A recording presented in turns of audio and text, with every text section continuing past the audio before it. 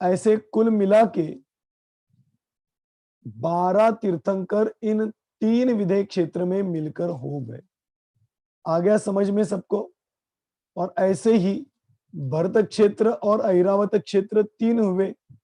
भरत क्षेत्र में 1 तीर्थंकर, ऐरावत क्षेत्र में 1 तीर्थंकर, जम्बू द्वीप की बात। और धातकी खंड द्वीप के भरत क्षेत्र में 1 तीर्थंकर पूर्व दिशा में, भरत क्षेत्र के 1 तीर्थंकर पश्चिम दिशा में, और इसी प्रकार के ऐरावत क्षेत्र के पूर्व पश्चिम में मिलकर 2 ऐसे तीर्थंकरों की चर्चा होती है। ये मिनिमम तीर्थंकरों की चर्चा अपन देख रहे हैं। मैक्सिमम की अपेक्षा यदि देखें तो मैक्सिमम की अपेक्षा 32 नगरी में, जम्बू द्वीप की 32 नगरी में 32 तीर्थंकर हो गए। ठीक है। उसके बाद धातकी खंड द्वीप के पूर्व दिशा में होने वाले विदेह क्षेत्र की 32 नगरी में 32 तीर्थंकर, और पश्चिम दिशा में होने वाले विदेह क्षेत्र की 32 नगरी में 32 तीर्थंकर हो गए। आ गया समझ में? मिनिमम देखेंगे तो 4-4 होंगे, और मैक्सिमम देखेंगे तो 32 की 32 नगरी में तीर्थंकर होते। ठीक है।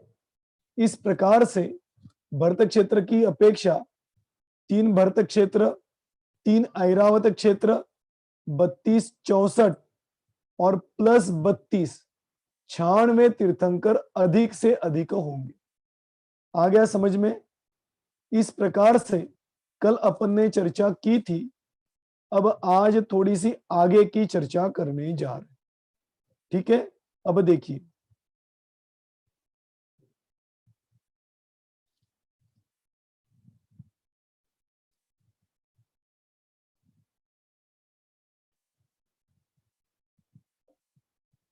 सबको दिखाई दे रहा है?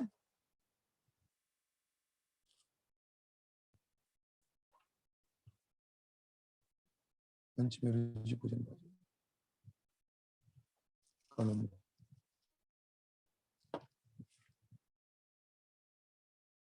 हाँ देखिए, ये आपके सामने जो दिखाई दे रहा है ये हो गया सुदर्शन मेरू पर्वत। लेकिन अभी अपने को चर्चा करनी है, वो सुदर्शन मेरू पर्वत की चर्चा नहीं करनी है। तो अभी अपने को चर्चा करनी है वह जो 2 द्वीप, आपको याद है ना, 2 द्वीपों की चर्चा अपन ने की थी, 2 पर्वतों की चर्चा अपन ने की थी जो कि धातकी खंड द्वीप में है।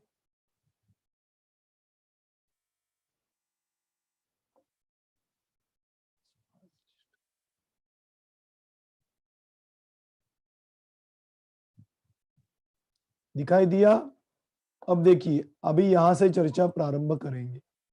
ये हो गया धातकी खंड द्वीप, और धातकी खंड द्वीप के बीच में राइट हैंड में और लेफ्ट हैंड में एक एक पर्वत है, विजय और अचल पर्वत है।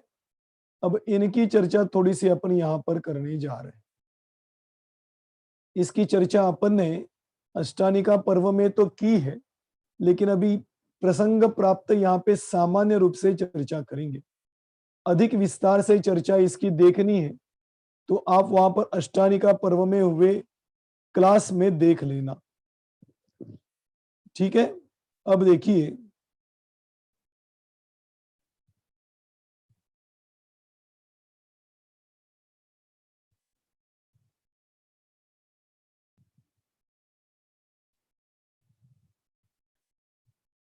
ये विजय मेरू पर्वत है। इस विजय मेरू पर्वत के तलहटी में यहां पर भद्रशाल वन यहां पर है। अपने ये तो पहले देखा था, फिर भी एक बार सबको बता दूं। यहाँ पे भद्रशाल वन, नंदन वन, सोमनस वन और पांडुक वन, ऐसे 4 वन इस मेरू पर्वत के ऊपर होते हैं। इसमें नीचे भद्रशाल वन होता है, फिर पांडुक वन होता है,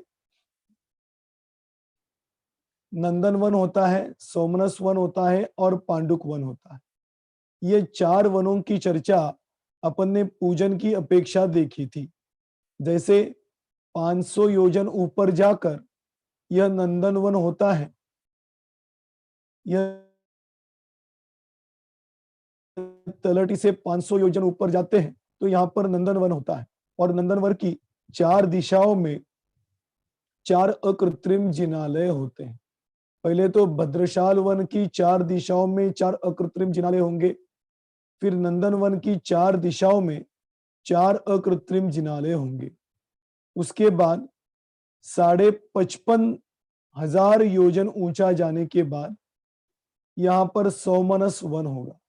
मतलब तलहटी से 500 योजन ऊंचा नंदनवन है, उससे 55,500 योजन ऊंचा सौमनस वन होता है। इस सौमनस वन के भी 4 दिशाओं में 4 अकृत्रिम जिनालय होते हैं। फिर उसके बाद 28,000 योजन ऊपर जाते हैं तो यहाँ पर पांडुक वन होता है। मतलब पहले 55,500 योजन ऊंचा, पहले 500 योजन ऊंचा जाना है तो दूसरे नंबर का वन, 55,500 योजन जाने के बाद तीसरे नंबर का वन, और 28,000 योजन ऊपर जाने के बाद यह पांडुक वन होता है। इस प्रकार से 84,000 योजन ऊंचा यह विजय मेरु होता है। 1,00,000 योजन ऊंचा तो ये सुदर्शन मेरु हुआ, उसकी अपेक्षा ये 85,000 योजन होता है। लेकिन 1,000 योजन भूमि में होता है तो 84,000 योजन ऊंचा भूमि पर यह विजय मेरु भी है, और ये अचल मेरु भी इसी प्रकार से होता है।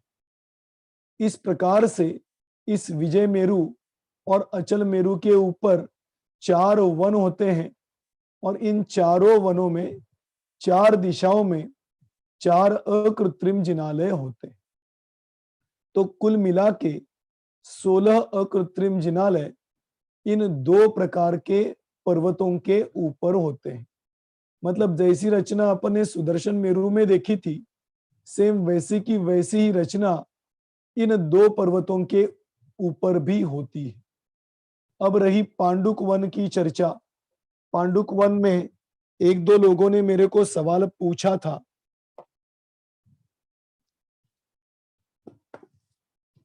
कि ये जो पांडुक वन है इसमें 4 प्रकार की शिलाएं होती है, और जो 4 प्रकार की शिलाएं होती है उन शिलाओं पे कहाँ-कहाँ किस किस प्रकार के तीर्थंकरों का जन्माभिषेक होता है। अब प्रसंग प्राप्त यहाँ पर आ ही गया है तो उसकी भी चर्चा यहाँ पर अपन करने जा रहे हैं।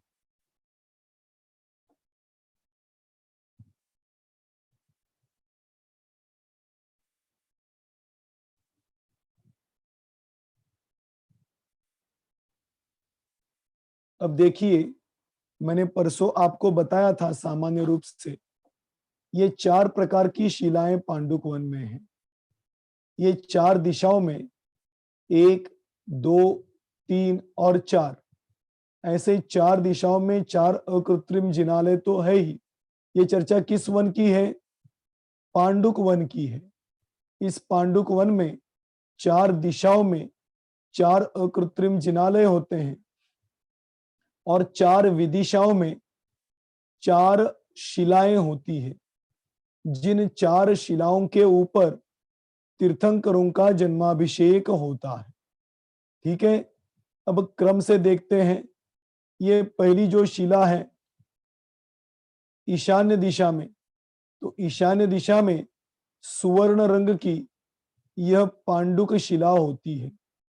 इसकी चौड़ाई 100 योजन चौड़ाई नहीं, लंबाई 100 योजन होती है, चौड़ाई 50 योजन होती है, और यह शिला बीच में 8 योजन ऊंची होती। ठीक है, इस प्रकार से 100 योजन लंबी, 50 योजन चौड़ी और बीच में 8 योजन ऊंची, ऐसे अर्धचंद्राकार यह पांडुक शिला होती है। इन पांडुक शिला पे 3 आसन होते हैं।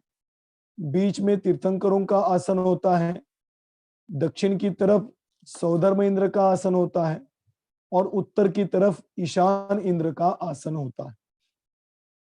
यहाँ पे तीर्थंकरों को विराजमान किया जाता है और विराजमान करके बाकी एक तरफ ईशान इंद्र, एक तरफ सौधर्म इंद्र खड़ा होके इन तीर्थंकरों का जन्माभिषेक करता है और वह जन्माभिषेक तीर्थंकरों का 1008 कलशों से होता है। इस प्रकार से यह पहली इसका मैंने कहा अभी कि यह सामान्य चर्चा अपन यहाँ पे करेंगे, जैसे कोई नए हो तो उनको भी पता चले, इसलिए यहाँ पर इसकी सामान्य रूप से चर्चा करने जा रहे हैं। इस प्रकार से यह पांडुक शिला पर तीर्थंकरों का जन्माभिषेक होता है। अब पहले शिलाओं का नाम बताता हूं और फिर कहा के तीर्थंकरों का जन्माभिषेक किस तरफ होता है उसकी चर्चा करेंगे। यह पांडुक शिला, फिर उसके बाद पांडुकंबला, फिर रक्तशिला और रक्त कंबला, ऐसे क्रमशः लेना। पांडुक शिला, पांडुकंबला, रक्तशिला और रक्त कंबला, इन चारों शिलाओं का प्रमाण एक जैसा ही होता है। जैसे लंबाई में 100 योजन चौड़ी, लंबाई में 100 योजन लंबी, चौड़ाई में 50 योजन चौड़ी, बीच में 8 योजन ऊंची, इस प्रकार की अर्धचंद्राकार ये सभी शिलाएं होती है। शिलाओं में कुछ अंतर नहीं है। अंतर है वह रंग की अपेक्षा और उसके ऊपर होने वाले तीर्थंकरों के जन्माभिषेक की अपेक्षा। ठीक है। अब ये 4 शिलाएं हैं। इन 4 शिलाओं में से पहले इस शिला पर तो भरत क्षेत्र के तीर्थंकरों का जन्माभिषेक होता है, जिसका नाम है पांडुक शिला। 24 के 24 तीर्थंकरों का जन्माभिषेक इसी शिला पर होता है। बड़े तीर्थंकर हो तो उनके लिए बड़ा, और छोटे तीर्थंकर हो, तीर्थंकर तो छोटे बड़े होते ही नहीं, वह ज्ञान गुण की अपेक्षा और गुणों की संपूर्ण प्रकट अवस्था की अपेक्षा किसी भी तीर्थंकर में कुछ भी अंतर नहीं होता। अंतर होगा तो वह ऊंचाई की अपेक्षा से होगा। जैसे आदिनाथ भगवान की ऊंचाई 500 धनुष थी और महावीर भगवान की ऊंचाई 7 हाथ ऊंची थी, तो ऊंचाई में तो अंतर पड़ेगा, लेकिन प्रकट हुए अपनी क्षमताओं की अपेक्षा। अब पांडुक शिला पे अभिषेक तो बालक का होता है, तीर्थंकरों का तो होता नहीं, तो उनकी ऊंचाई कम ज्यादा हो सकती है, लेकिन होगा तो अभिषेक इसी शिला पर। ठीक है। इस प्रकार से यह 24 के 24 तीर्थंकरों का जन्माभिषेक इस पांडुक शिला पर होता है। अब आगे देखो, ये पांडुकंबला शिला है। इस पांडुकंबला शिला पर पश्चिम विदय क्षेत्र में उत्पन्न होने वाले तीर्थंकरों का जन्माभिषेक। पश्चिम विदय क्षेत्र कहां पे आया? ये विदय क्षेत्र है ना, ये हो गया पूर्व, ये हो गया पश्चिम। तो इन पश्चिम विदय क्षेत्र में जन्मते हैं कौन से कैसे तीर्थंकर होंगे, ध्यान देना। अभी इस वर्तमान काल की अपेक्षा देखे तो यहाँ पे वर्तमान में 2 ही तीर्थंकर हैं। ठीक है। लेकिन यदि अजितनाथ तीर्थंकर के समय की चर्चा करें तो यहाँ पर कितने तीर्थंकर थे? ऊपर की 8 नगरियों में 8, नीचे की 8 नगरियों में 8। अब वे तीर्थंकर तो होंगे, लेकिन उनका जन्म थोड़ा आगे पीछे होगा, तभी तो यह जन्माभिषेक कर सकेंगे ना। नहीं तो एक साथ सब जन्म लेंगे तो फिर अभिषेक कैसे कर पाएंगे? तो थोड़ा बहुत अंतर तो होगा उस काल का, उस अपेक्षा से यहाँ पर अभिषेक होता है। तो ये जो पांडुकंबला शिला है,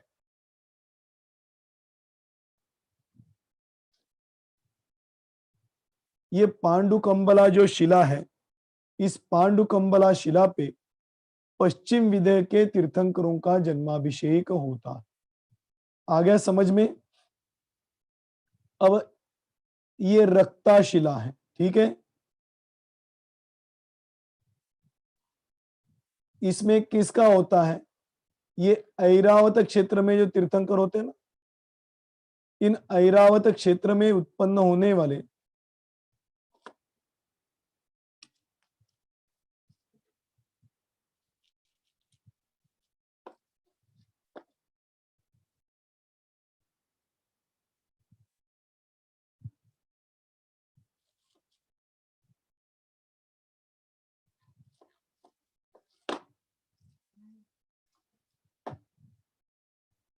देखिए ये ऐरावत क्षेत्र है। इस ऐरावत क्षेत्र के तीर्थंकरों का जन्माभिषेक इस शिला पर होता है, रक्ता शिला पर। और फिर पूर्व विधेय में होने वाले तीर्थंकरों का जन्माभिषेक इस रक्त कंबला शिला पर होता है। इस प्रकार से यह 4 शिलाएं हैं। इन 4 शिलाओं पर इस जम्बू द्वीप में होने वाले तीर्थंकरों का जन्माभिषेक होता। आ गया समझ में? इस प्रकार से यह पांडुक शिला, पांडुकंबला, रक्तशिला और रक्तकंबला। पांडुक शिला पर भरत क्षेत्र के तीर्थंकरों का जन्माभिषेक, पांडुकंबला शिला पर पश्चिम विदय के तीर्थंकरों का जन्माभिषेक, रक्तशिला पर ऐरावत क्षेत्र के तीर्थंकरों का जन्माभिषेक और रक्तकंबला शिला पर पूर्व विधेय में जन्म लेने वाले तीर्थंकरों का जन्माभिषेक होता। इस प्रकार से यह सौधर्म और ईशान इंद्र यहाँ पे उत्पन्न होने वाले तीर्थंकरों का जन्माभिषेक करते हैं।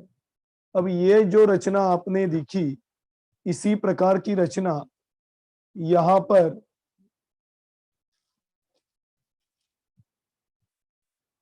जो हम धातकी खंड द्वीप की चर्चा कर रहे थे ना, धातकी खंड द्वीप में भी समान रचना होती है और यहाँ पर भी होने वाले तीर्थंकरों का जन्माभिषेक उसी प्रकार से होता। जैसे अब देखिए, यह ईश्वाकार पर्वत के कारण पूर्व धातकी खंड और पश्चिम धातकी खंड हुए।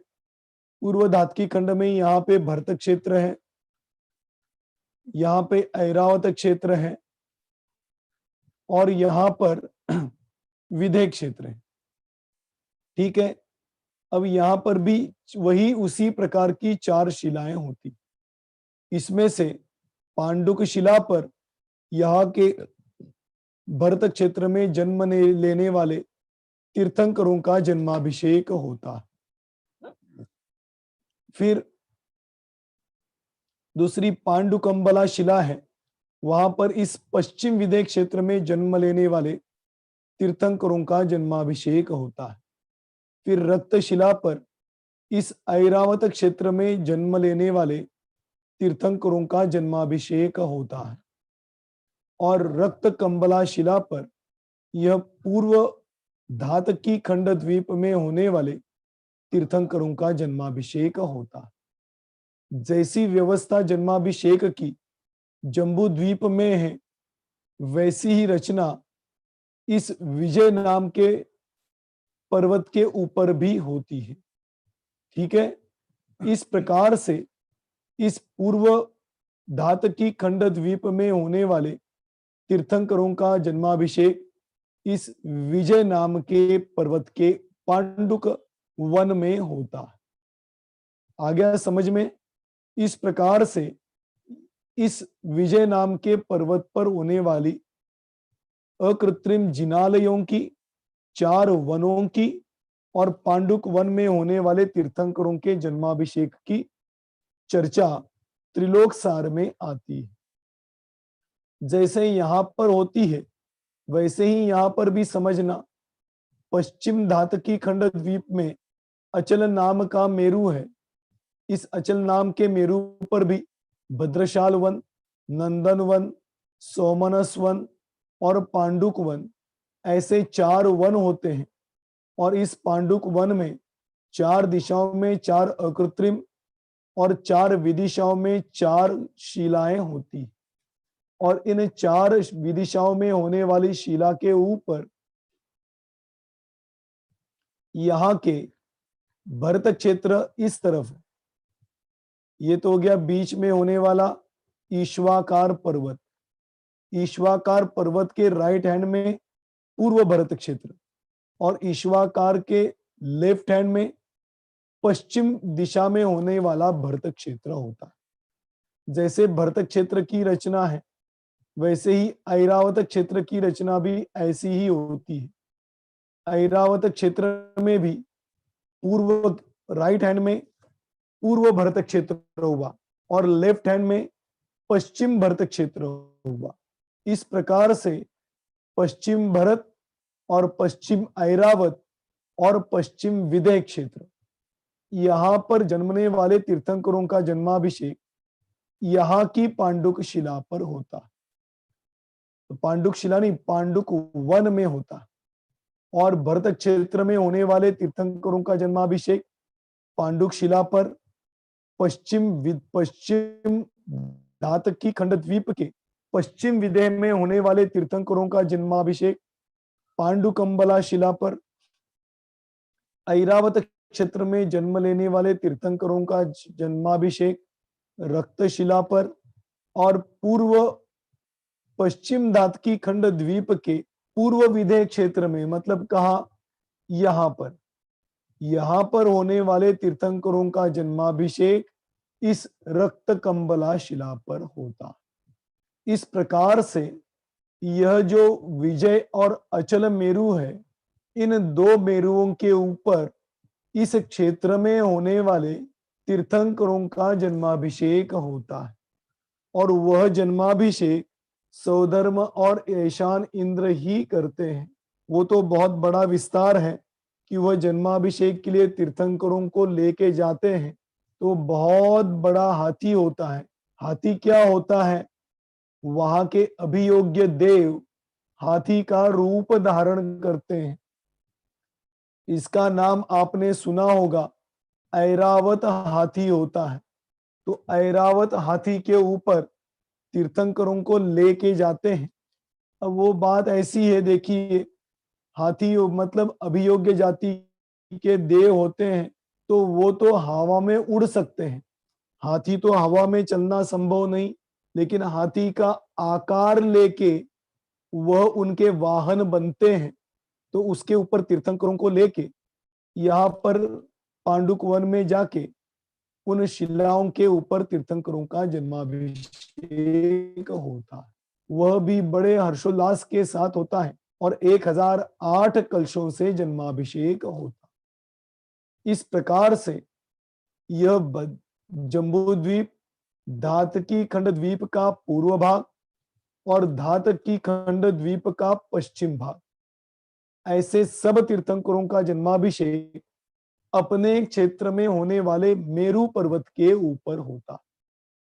कोई भी यहाँ के तीर्थंकर उस मेरु पर्वत पर जाकर जन्माभिषेक करते नहीं मतलब सौधर्म इंद्र गलती से भी वहां पर लेके नहीं जाता।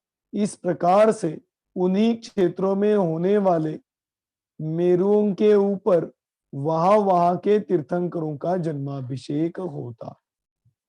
इस प्रकार से पूर्व विदेह क्षेत्र, पूर्व धातकी खंडद्वीप, पश्चिम धातकी खंडद्वीप, इस प्रकार से इन 2 द्वीपों में होने वाले पर्वतों के ऊपर, मेरुओं के ऊपर वहां के तीर्थंकरों की चर्चा आती है। ठीक है, इस प्रकार से यहाँ पर हमने देखा था। दूसरा एक सवाल कल मैंने पूछा भी था कि इन 3 मतलब 2 द्वीप, 3 द्वीप तो नहीं होते, 2 द्वीप मतलब एक पूर्व धातकी खंडद्वीप, पश्चिम धातकी खंडद्वीप और जम्बू द्वीप, इन तीनों द्वीपों में विदेह क्षेत्र नहीं, इन 3 द्वीपों में मिलकर कितने अकृत्रिम जिनालय है? वैसे सबने पढ़ाई की होगी, अध्ययन किया होगा। मैंने तो पहले ही बताया था कि 78 जम्बू द्वीप में है, 78 पूर्व विदेह में है, 78 पश्चिम विदेह क्षेत्र में, विदेह नहीं, पूर्व धातकी खंड द्वीप में और पश्चिम धातकी खंड द्वीप में। 78 पूर्व धातकी खंड द्वीप में, 78 पश्चिम धातकी खंड द्वीप में और जम्बू द्वीप में 78। इस प्रकार से होने के बाद यह ईश्वाकार पर्वत 1 और यहाँ का ईश्वाकार पर्वत 2, इन 2 पर्वतों के ऊपर 2 अकृत्रिम जिनाल है। इनका जोड़ लगा है तो जितना होगा उतना धातकी खंड द्वीप तक होने वाले अकृत्रिम जिनालयों की संख्या होती। और ये जो अकृत्रिम जिनालय है, ये सभी के सभी जिनालय 108 प्रतिमा के धनी होते हैं। मतलब 108 प्रतिमा वाले अकृत्रिम जिनालय होते हैं। ठीक है, यह आपको समझ में आया है? तो देखिए, अभी अपन थोड़ी सी चर्चा पुष्करवर द्वीप की भी करने वाले हैं और फिर उसका विस्तार कल देखेंगे। आज तो सामान्य रूप से इसकी चर्चा होगी। अब देखना,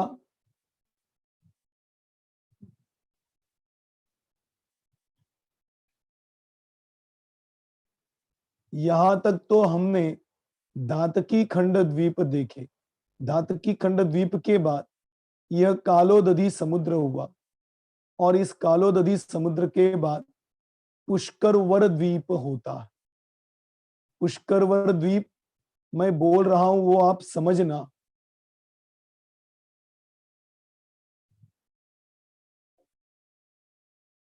क्या कह रहा था?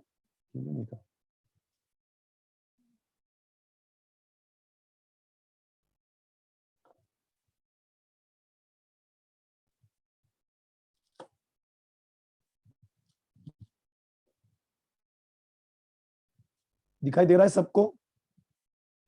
नहीं, अभी शेयर नहीं हुआ। नहीं भाई साहब, स्क्रीन नहीं आ रही आपकी। नहीं, शेयर तो किया है।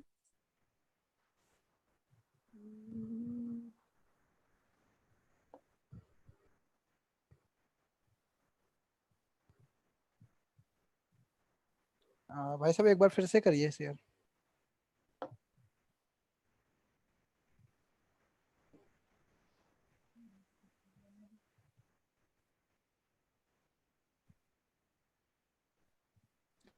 दोनों कुछ शायद कुछ नेट का प्रॉब्लम लग रहा है मेरे को तो।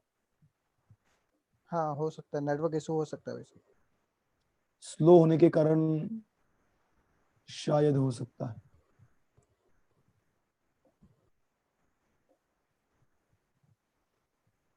खैर, आप सुन तो लीजिए, फिर कल इसकी देख शुरुआत में ये सब देख लेंगे। अभी समझना, दूसरे नंबर का समुद्र है कालोदधी समुद्र।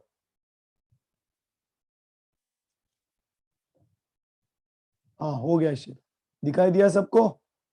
अभी देखिए, ये दूसरे नंबर का कालोदधी समुद्र, इस कालोदधी समुद्र से पुष्करवर समुद्र तक जो रचना है, यह पुष्करवर द्वीप की रचना है। मैं 2 शब्दों का प्रयोग यहां पर कर रहा हूं, आप ध्यान देना। पुष्करवर द्वीप, आपने अभी तक पुष्करार्ध द्वीप सुना होगा, मैं कह रहा हूं पुष्करवर द्वीप। पुष्करवर द्वीप और पुष्करार्ध द्वीप में क्या अंतर है? पुष्करवर द्वीप पूरा यहां से यहां तक होता है और पुष्करार्ध द्वीप यहां से यहां तक है। तो अपन पहले चर्चा कर रहे, कालोदधी समुद्र के बाद और पुष्करवर समुद्र के पहले जो द्वीप होता है, यह पुष्करवर द्वीप कहलाता है। और इस पुष्करवर द्वीप की रचना में बीचों बीच एक पर्वत है जिस पर्वत का नाम मानुषोत्तर पर्वत है। ये देखिए, इस मानुषोत्तर पर्वत के कारण यह पुष्करवर द्वीप दो भागों में विभाजित होता है। कैसे हुआ दो भागों में विभाजित? एक इस मानुषोत्तर पर्वत के परवर्ती क्षेत्र, आगे होने वाला क्षेत्र, और इस मानुषोत्तर पर्वत के अभ्यंतर मतलब अंतरंग में होने वाला क्षेत्र। यहां से यहां तक आधा, यहां से यहां तक आधा, ऐसे कुल मिला के पुष्करवर द्वीप होता है। इसमें से यह आधा जो द्वीप है, यह आधा द्वीप इस ढाई द्वीप के अंतर में आता है। पहला द्वीप जम्बू द्वीप, दूसरा द्वीप धातकी खंड द्वीप। ये तो हुए दो पूरे के पूरे द्वीप, और यहाँ पे आगे पुष्कर अर्ध, अर्ध मतलब आधा, ये आधा द्वीप। ऐसे जहां पर भी आप सुनते हैं कि ढाई द्वीप, अढ़ाई द्वीप, इसका मतलब जम्बू द्वीप पूरा, धातकी खंड द्वीप पूरा, और पुष्करवर द्वीप का आधा द्वीप, ऐसे ढाई द्वीप की चर्चा जहां पर भी आप सुनते हैं वहां पर समझनी चाहिए। इस प्रकार से यह मानुषोत्तर पर्वत के कारण पुष्करवर द्वीप दो भागों में विभाजित हुआ। उसमें से ये जो अभ्यंतर भाग है, अंदर वाला भाग है, वह ढाई द्वीप के अंदर में आता है। और अब समझना, ये ढाई द्वीप जो है इस मानुषोत्तर पर्वत के कारण यहाँ के अंदर होने वाले मनुष्य किसी भी प्रकार से मनुष्य गति को लिए हुए इस पर्वत को लांघ नहीं सकते। इस पर्वत का नाम है मानुषोत्तर पर्वत। मनुष्य उत्तर, उत्तर मतलब आगे, जिसके आगे मनुष्य जा नहीं सकता, उस पर्वत को कहते हैं मानुषोत्तर पर्वत। इस पर्वत के कारण यह क्षेत्र ढाई द्वीप कहलाता है। अब इस ढाई द्वीप का प्रमाण कितना, और यह इस प्रकार का क्यों, और उसके अंदर की जो रचना है, उस सब रचना की चर्चा अपन कल करेंगे। आज अभी यहीं पर रुकेंगे। अब किसी को कोई प्रश्न हो तो आप पूछ सकते हैं।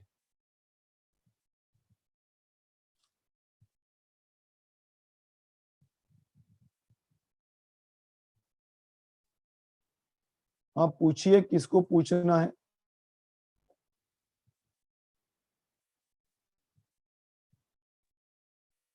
जय जिनेन्द्र भाई साहब, जय जिनेन्द्र, बोलिए। आज आज की इसकी रिकॉर्डिंग नहीं हुई है क्या? हुई है ना, क्यों दिखाई नहीं दे रहा है? शो नहीं कर रहा है ना रिकॉर्डिंग वाला।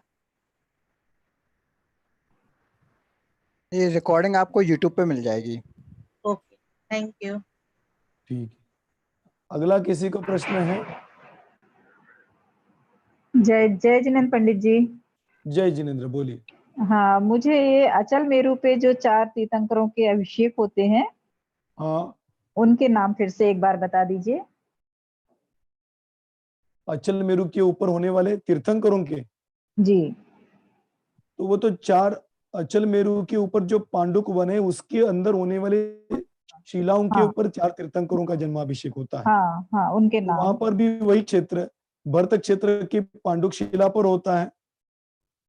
हाँ, उसके बाद पश्चिम विदय क्षेत्र का पांडुक अंबला के ऊपर होता है। भरत क्षेत्र के पूर्व। नहीं, भरत क्षेत्र नहीं, विधेय क्षेत्र, पूर्व विधेय क्षेत्र के। अच्छा, नहीं पूर्व सॉरी, विदेह। नहीं नहीं नहीं हाँ, नहीं, पांडुक शिला पर भरत क्षेत्र के तीर्थंकरों का जन्माभिषेक होता है। पांडुक अच्छा अंबला पर पश्चिम विधेय क्षेत्र में होने वाले तीर्थंकरों का भरत जन्माभिषेक। क्षेत्र पूर्व वाला लिया ना? नहीं नहीं, भरत क्षेत्र तो एक ही है ना। नहीं, भरत क्षेत्र पूर्व लिया ना पांडुक शिला में? नहीं नहीं नहीं नहीं, आप, मैं सामने दिखाता हूँ, 2 मिनट आप जी देखिए। जी। ये दातकी खंड द्वीप हुआ, शेर, देखिए ये विजय मेरु है, दिखाई दे रहा है? नहीं, हाँ नहीं दिया? हाँ दिया? हाँ हाँ दिया, हाँ हाँ अब ये विजय मेरु है। इस हाँ। विजय मेरु पर्वत की ये पांडुक वन है। इस पांडुक वन में जो इस तरफ शिला है वो पांडुक शिला है। इस पांडुक शिला पर यहाँ पे जो भरत क्षेत्र है, ये इस भरत क्षेत्र में होने वाले तीर्थंकरों का जन्माभिषेक होता। मतलब जब आप पूर्व धातकी खंड की चर्चा करें तो पूर्व धातकी खंड के तीर्थंकरों की चर्चा होगी ना, और वो हाँ हाँ पूर्व धातकी खंड के तीर्थंकर तो इस पूर्व में होने वाले भरत क्षेत्र में होंगे ना। पश्चिम में तो पश्चिम धातकी खंड की चर्चा होगी। इसलिए ये भरत क्षेत्र जो है यह पूर्व धातकी खंड द्वीप में होने वाला भरत क्षेत्र है। और इस भरत क्षेत्र में होने वाले तीर्थंकरों का जन्माभिषेक यहाँ पर होने वाली पांडुक शिला पर होता है। हाँ और पांडुकंबला शिला पर इस विदेह क्षेत्र में जो पश्चिम भाग है ना, हाँ बराबर, पूर्व धातकी खंड द्वीप के हाँ पश्चिम विदेह क्षेत्र में होने वाले तीर्थंकर, हाँ इनका पांडुकंबला शिला पर होता है। हाँ इसके बाद यहाँ पर जो ऐरावत क्षेत्र है, हाँ ऐरावत क्षेत्र में होने वाले तीर्थंकरों का जन्माभिषेक रक्त शिला पर होगा। हाँ और इस पूर्व धातकी खंड द्वीप के पूर्व विदेह क्षेत्र जो मैं अभी दिखा रहा हूं, ये हाँ यहाँ के तीर्थंकरों का जन्माभिषेक रक्त कंबला शिला पर होता। अब ये जो मैंने क्रम बताया सेम वैसा ही क्रम पुष्करार्ध द्वीप तक चलेगा, उसमें कुछ फर्क नहीं पड़ता। लेकिन वहां पर तीर्थंकरों का जन्माभिषेक उसी एरिया में जन्म लेने वाले तीर्थंकरों का होता, दूसरे द्वीप वाले तीर्थंकरों का नहीं होता। हाँ, विजय मेरू का तो बहुत अच्छे से समझ में आया, मुझे अचल मेरू का समझ में नहीं आ रहा है। क्यों? अचल मेरू का भी वैसे ही लगाइए ना। हाँ, ये भरत क्षेत्र हुआ, यहाँ के तीर्थंकरों का अभिषेक पांडुक शिला पर। हाँ, फिर पश्चिम विदेह का पांडु कंबला के ऊपर, ऐरावत क्षेत्र का रक्त कंबला के ऊपर, और ये पश्चिम धातकी खंड द्वीप के पूर्व विदेह का, हाँ ये बराबर जो बराबर। दिखा रहा हूं, हाँ ठीक ठीक ठीक, ये हाँ, रक्त ठीक। कंबला के ऊपर होता है। हाँ ठीक है? हाँ ठीक है। अगला ठीक किसी है। को प्रश्न हो तो पूछ लीजिए अभी। जय जिनेन्द्र, आप पूछिए।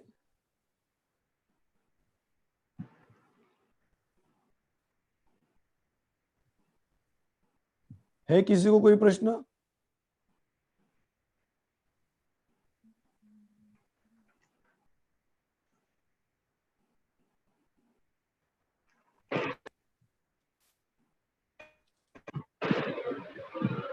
जय जिनेन्द्र पंडित जी।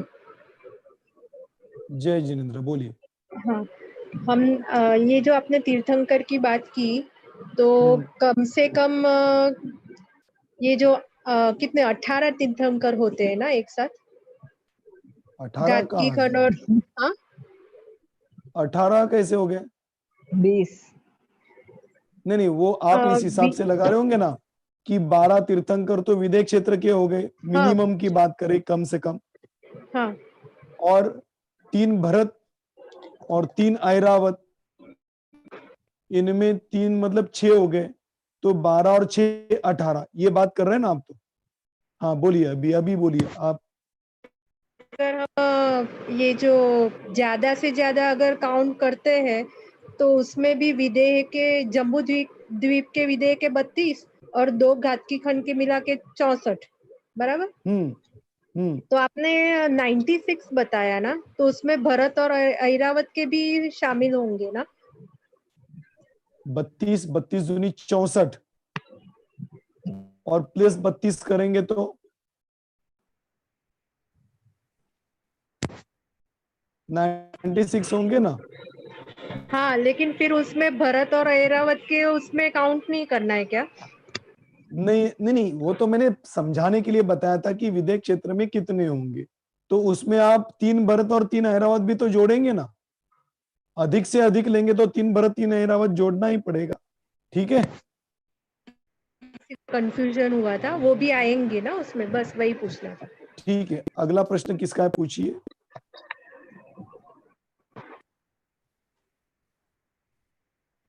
है किसी का कोई प्रश्न?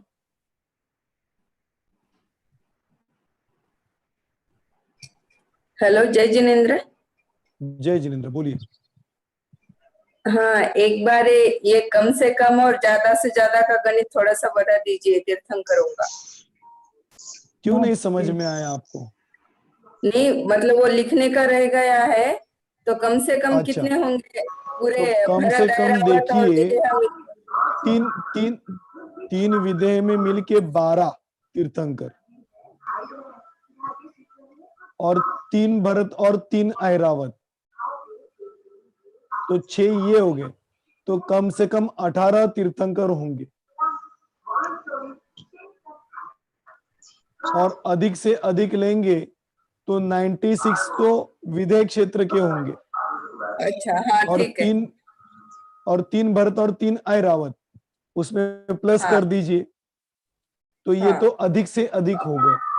ये सिर्फ अच्छा धात की खंडद्वीप की चर्चा है, उसके आगे की नहीं। अच्छा।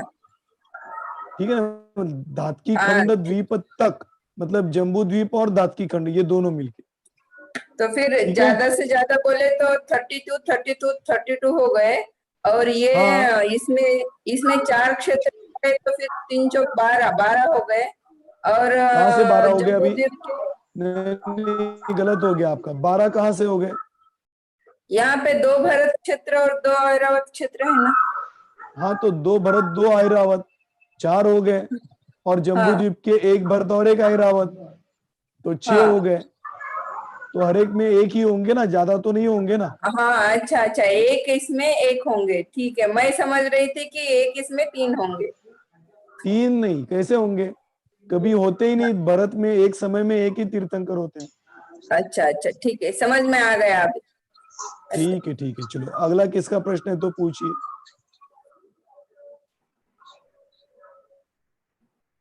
हो गए सबके प्रश्न? अब किसी को प्रश्न नहीं है ना? बोलायलाच विचारायलाच येईना आणि काय करायचं. हाँ हाँ, बोला। ते अकृत्रिम चैतालयामध्ये चार 4 फूटवर 4 अकृत्रिम चैतालयातले जे घेतलेच नाहीत ना. कुठले? अष्टयात्तर जिनालय पश्चिम, घात की खंड के पूर्व भाग में 78, घात की खंड के पश्चिम हाँ, भाग में भी 84 होते तिथं. तुम्ही 78च म्हणायला लागलात. कारण 2 ईश्वाकार 84 कसं पर्वतवर काय एक, झाले? ईश्वाकार पर्वतवर एक, वो लास्ट में जोड़ा था ना। निश्चित पर्वत नहीं, पर एक, 4 नहीं होंगे। और 4 कूट पे 4 अकृत्रिम जिनालय. नहीं, कूट कहाँ से लिए, मैं वही पूछ रहा था। नहीं, देखो, काल आप ईश्वाकार पर्वत पर 4 कूट है, लेकिन हम्म, उसके एक ही कूट पे अकृत्रिम जिनालय है, 3 कूट पे नहीं। नहीं है क्या? अच्छा, फिर मग कितना तो आता है वो? 78, तीन ज्यादा 3 बार आएगा. 78 और हाँ +2, हाँ इतने ही अकृत्रिम जिनालय होंगे। हाँ ठीक है, हाँ, आया समझ में. चलो। अब किसी को कोई प्रश्न तो नहीं दिखाई दे रहा है, तो अभी अपन है नहीं ना किसी का प्रश्न। फरक तिथलं ते इकडं आणलंय, ते माझं रामायण. इस प्रकार से अपन ने यहाँ पर चर्चा की। अब अपन आज यहीं पे रुकेंगे। कल अपन मानुषोत्तर पर्वत तक की पुष्करार्ध द्वीप की चर्चा करेंगे, और उस पुष्करार्ध द्वीप मानुषोत्तर पर्वत के ऊपर होने वाले अकृत्रिम जिनालयों की भी चर्चा कल होगी। आज यहीं पे रुकते हैं। जय बोलो महावीर भगवान की भगवान की जय. जय।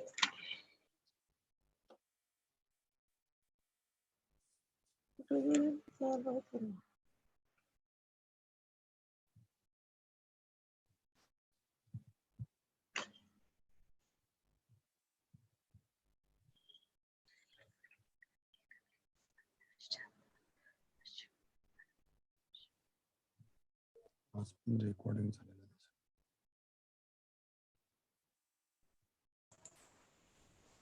विक्रांतजी बंद करू शकता. हा तेच करायला लागलो मी, ते राहिलं होतं एंड.